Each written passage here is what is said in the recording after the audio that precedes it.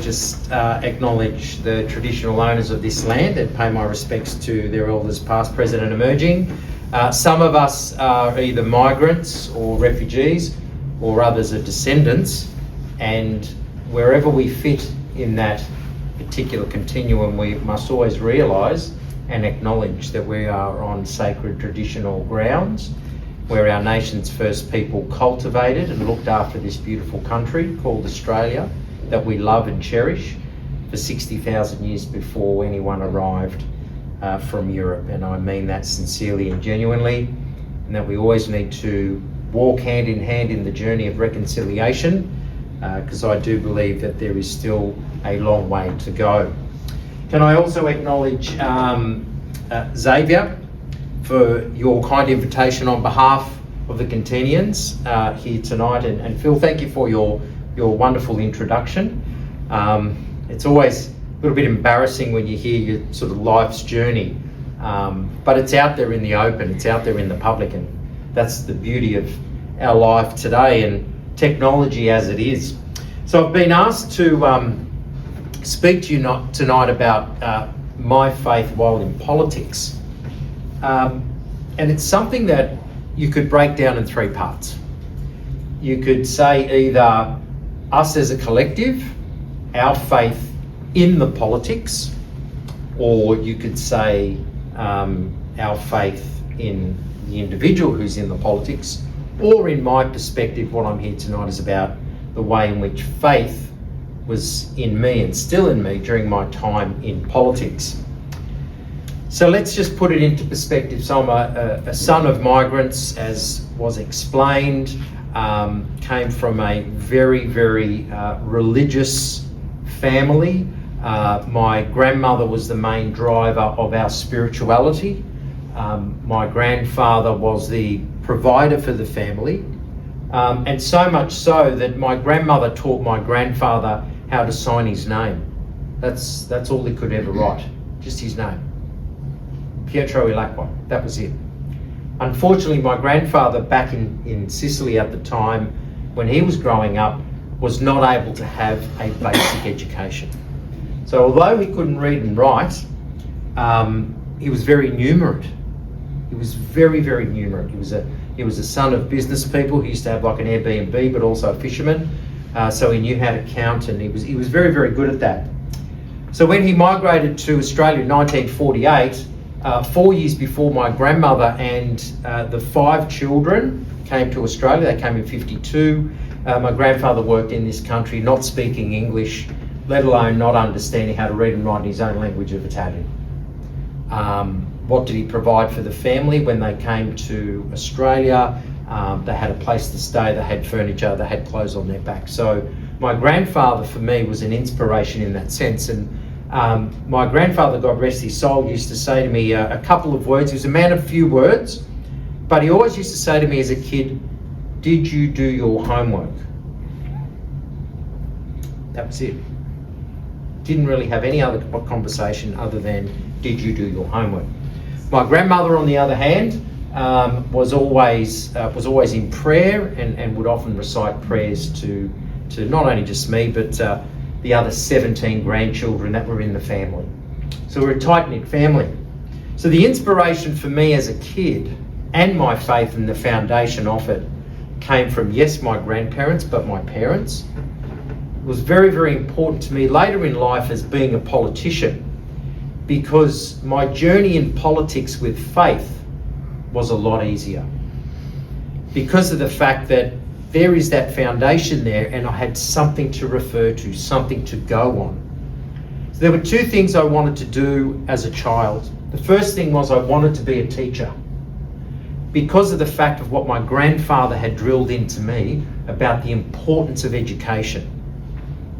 So I did that. So I wanted to be as it was back then, a woodwork teacher, and I taught across technology. But also studies of religion. So I studied at the Australian Catholic University, as was mentioned by Phil, to where I met my wife Melissa, who is a teacher as well. Pretty much a mirrored image of my family upbringing. You wouldn't believe it, my wife, my mother-in-law was from Lipari, the same island that my mum was born. We go back to Italy every 2 or 3 years. My relatives know her relatives back on the islands, which is just extraordinary. Yet, she was brought up in Maryland, I was brought up in the inner west, but we met at the Australian Catholic University. So education for us was very, very important. Our faith was very, very important. And that background in having both of those together then made me as a child realise that yes, I wanted to be a teacher, but also I wanted to be a politician. So I remember these debates as a kid. Some of our family members were on the left, some were on the right, none were in the middle, and every family gathering was loud. And as you can imagine, being Sicilians, there was always an argument. To which uncle was, one of my particular uncles, God rest his soul, who passed away this year, was a staunch Liberal. A couple of other uncles who were staunch Labor, and it was just on like Donkey Kong. So in my inaugural speech, I actually mentioned that growing up, yes, in a religious family, but politically active. That the actual bear pit wasn't in Sussex Street, sorry, not Sussex Street, that's a Lake Bay, in Macquarie Street rather, that's another bear pit. But it was actually at home listening to all these debates about Malcolm Fraser and Gough Whitlam, and I was 4 or 5 years old back in the 70s when all this was happening. So there was a grounding there to think, it'd be interesting to be a politician, wouldn't it? But I think first I better actually go to school, get an education, and then do something and potentially move on into the world of politics. So that was the foundation for it. Family, school, I was educated in the La Salle tradition, and John the Baptist de La Salle is very special to not only me, but my brothers and many of my cousins who went to La Salle schools at Ashfield, which is now St. Vincent's at Ashfield. And it was the charism about service to others. It was about giving those people who did not have the opportunity to go to school an education. So that resonated with me, particularly going to a La Salle school and always hearing in the back of my mind, my grandfather, did you do your homework?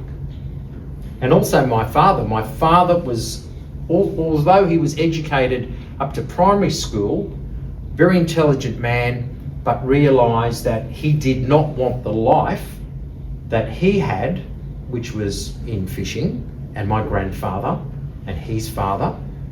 He didn't want that for his children. So my dad sacrificed a lot, my mum sacrificed a lot in order to support my dad in his business of fishing. Now, unfortunately for us in Australia, that profession has now stopped. My dad is now retired, but we have a passion for fishing, and wherever possible. Phil's got some photos that I think have been downloaded off Facebook. A beautiful photo of my father and my son going out for a leisurely fish. And yes, those fish are oversized. Okay, they're not undersized. There was a question there. So, in that sort of sense, yeah, there they are. There they are. They were good eating too. So, in a sense, this background and this foundation built on faith, for me, was very important getting into Parliament, because the people that I actually represented in Fairfield, so I was in the state seat of Fairfield for 12 years, a majority of those constituents were actually either ex-students or families of ex-students. And a lot of the constituents were actually spiritually aware. And Fairfield is a multiculturally diverse, religiously diverse area. So for me as an MP, being in an area where people had that foundation, God-fearing people, was actually easy. It wasn't hard. And a little bit later on, I'll talk to some of the experiences in Parliament with some of the conscience debates and how, yes, it was difficult, but it was actually easy because of the background of the people that I served and were the MP. So when we're talking about the foundation, when we're talking about whether it's religious or philosophical, in Parliament, much like a constituency that a parliamentarian represents, it's very diverse. So you get people from different cultural backgrounds, people from different professional backgrounds, people who have either been in the system of whatever political party they're in, and they've risen through that system. So there's a real mix. And one of the things I must say during my time in the New South Wales Parliament is that I would say it was a time that I was blessed. I was really blessed because I got to see the good side of what people sometimes look down on and say, oh, well, look, they're just a politician. They've got their hand in their pocket. That's all they're there for. Well, actually, you know what? That might be the case for a small percentage, but I never saw it. Because the members that I served with, whether they were on the Labor side of politics, where I was on, or the Liberal side, or in the middle, were good people. But one thing I did see that was different was that there were some of the people that I served with that weren't quite on the same page when it came to faith. So that was something that for the first time in my professional career that I had to grapple with.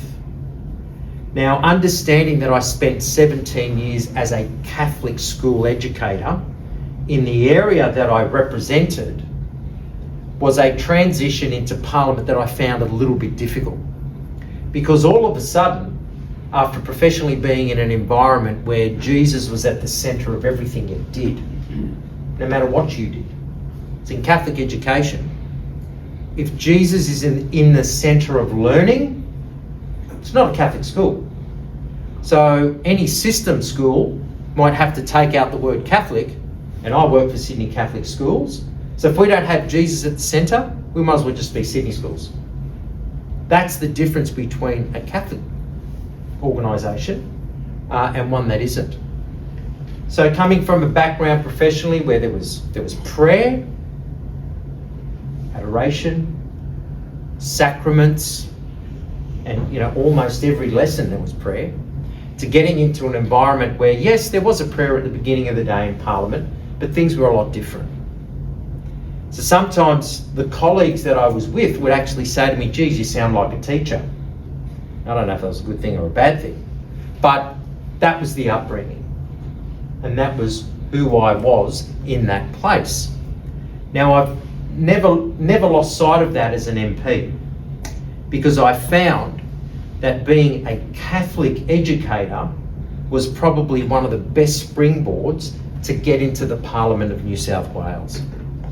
To actually be someone who fears God and feared God and made decisions thinking, okay, I'm making the decision for the best interest of the people, but also I'd pray over things and say, well, what would God want me to do in this instance? And I think that was probably one of the differences between myself and some of the colleagues who did not have God in their life. Now, for those colleagues, God's still there. Jesus is waiting. They just haven't found Jesus yet.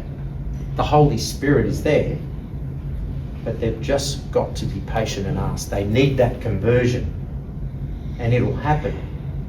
So in saying that, during the time of being in politics, how did that support me in doing what I did?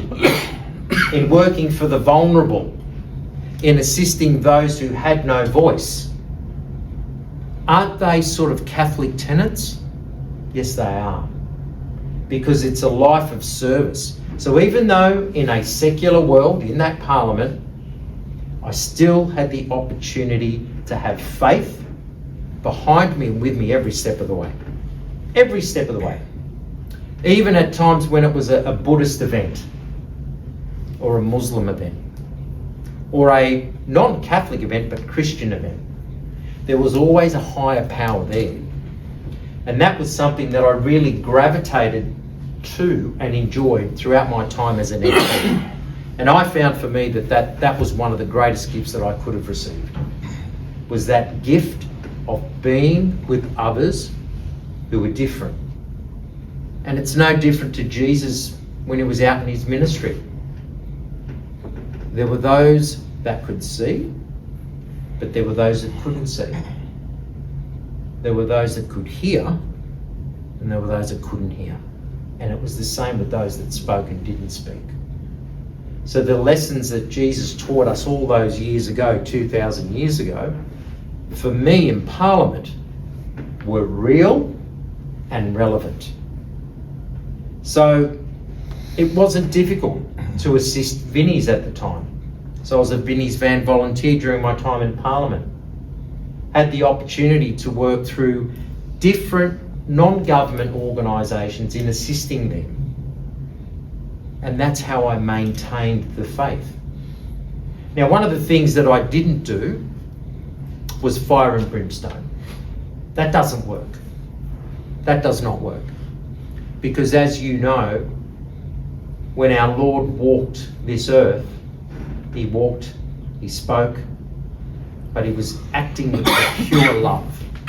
And our greatest commandment that he gave us, love one another. And first love thyself, to love others, and to walk humbly and gently with others. So that's what I did. So it wasn't difficult to that extent.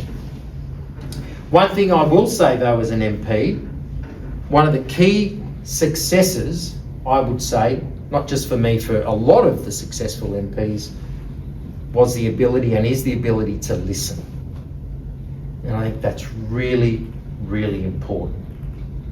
I think at times pride can get in the way of people who are in positions of power, that they're there, they've been voted in, and there's that sense of status.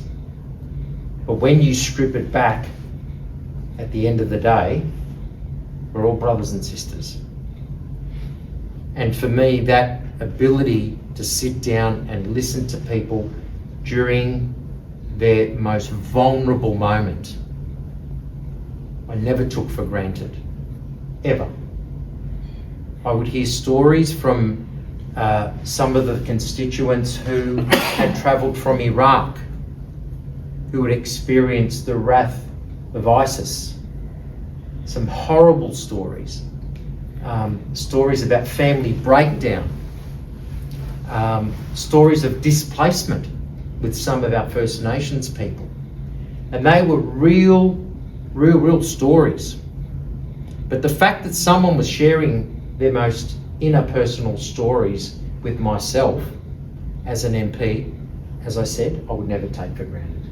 And never exploit that either. Because I would think, what would Jesus do if Jesus was in my shoes? And that's a question I regularly ask myself during my time as an MP.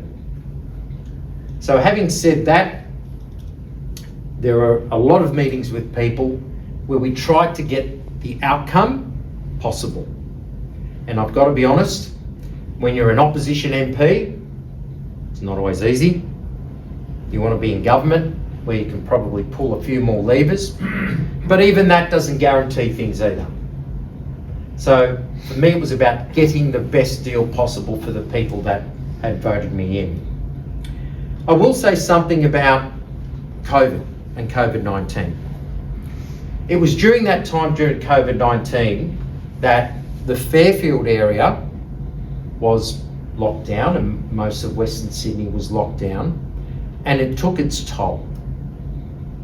It took its toll on our constituents, where there were horses, mounted police going through the streets, helicopters going around, corralling young kids into their homes, ADF and police knocking on doors. That was very traumatic for the people that I represented. Because as I said to you before, the population in that Fairfield electorate, there were a lot of Assyrians, Chaldeans, people from Syria who had experienced and were going through PTSD as a result of trauma that they had experienced over in the Middle East. And that was a very, very difficult time. We were asked to do things, and the community was asked to do things to go and get tested. There were no testing facilities as far as the amount that the government was asking us to do. So people were getting frustrated. It was a tough time.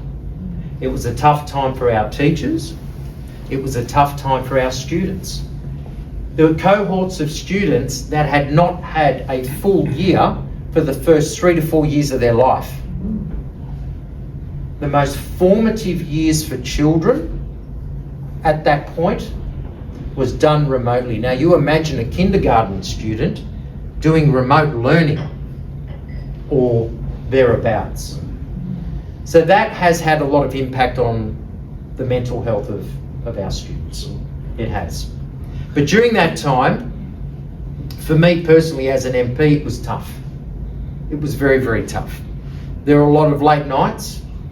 Our staff were working around the clock.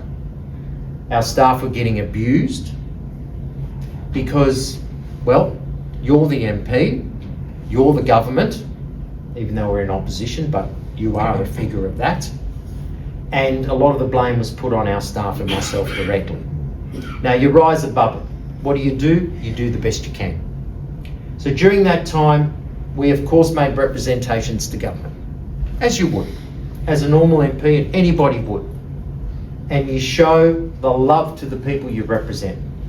So we had care packages going from our electorate office, where constituents would dial in, that's at a certain time, and we had a network of providers providing us with food, fresh food, obviously non-perishable food items, and hygiene products. So we had a care package program that was going through our electorate office. And that's what we did. So was faith a part of that? Absolutely yes. Why? Because we extended the hand of support and friendship to our fellow brothers and sisters. And that's how we ran it through the office. And that was a part of, yes, being the vocation of being a politician, but more the vocation of being human. And that was a key tenet for me as being an MP during those 12 years. Now I will touch on something very briefly, but I don't want to dwell on it. Now we know that during the time when I was an MP, there were some debates of conscience. And I'm referring to the reproductive rights bill, the abortion bill, the voluntary assisted dying bill, the euthanasia bill, Zoe's Law bill, and down in Canberra, the same-sex marriage debate. But that didn't happen in the sphere in New South Wales.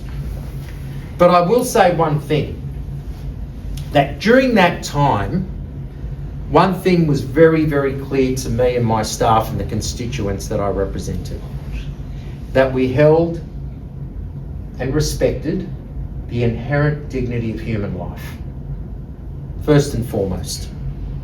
So if I did not have my grounding with my background, believing that the greatest gift that God gave us is the gift of life.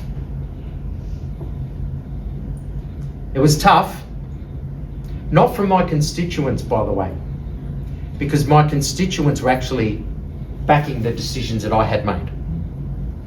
But I voted against the reproductive bill.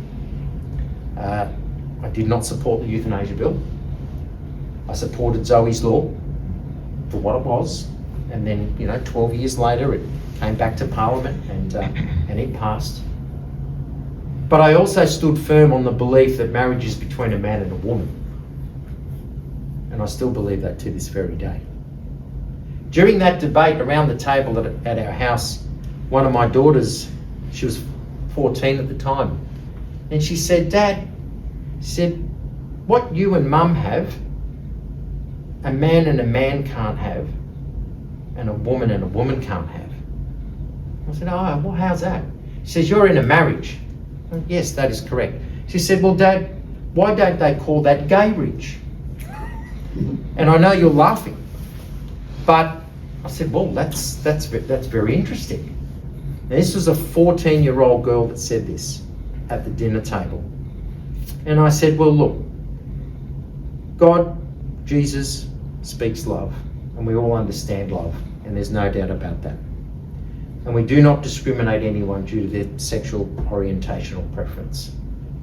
But there's one thing that is for certain, and I said to the family, when Mum and I got married in the chapel that we met at the university that we met at, it was under God. And what, God has created, no one can deny. That's right. So under God. So that was during that time. Now, although the heat was on the federal MPs, there was some discussion in and amongst the electorate. But guess what? The electorate was pretty much lock, stock together against same-sex marriage. Now, what does that make those people? If there's thousands of them that voted in that way. The electorate that I held for 12 years, as I said, culturally, religiously diverse. But one thing that made my job easier as an MP was that they were all God-fearing people. The only opposition and criticism that I received with the way that I voted in Parliament was from people from outside of the electorate that couldn't vote for me. That's where the barrage came from. So it wasn't the people that voted me in for 3 terms. Now, living in the area, I often see the people that I represented, of course, and go to church with them, and my wife teaches some of the families that I represented. But we're blessed. We are blessed that the country that we live in, that you can vote the way you want to vote and how you want to vote, and you're not compelled. You're not compelled. No one holds a gun to your head and says you must vote this way. A little anecdote from the community that I represented with our Iraqi and Assyrian and Chaldean community that would often call me mad. So, Mr. Zangari, you're mad. So, what do you mean? Because I would walk in the streets of Fairfield alone. They said, in our country, you just don't do that. Wow. We don't see our MPs.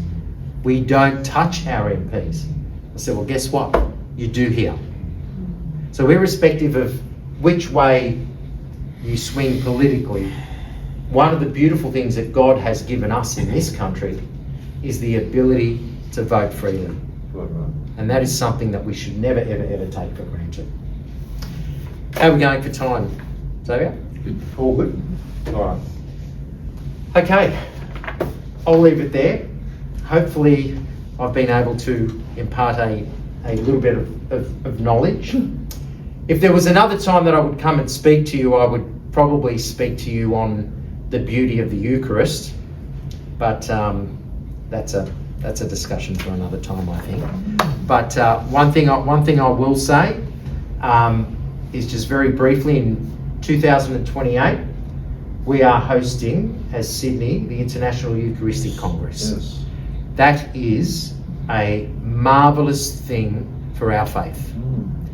Having had the experience to go to the National Eucharistic Congress last year in Indianapolis, and then subsequently I didn't go to the one in Ecuador, which the announcement was made, but what a way to celebrate the faith than having 5 days where the Eucharist is front and centre.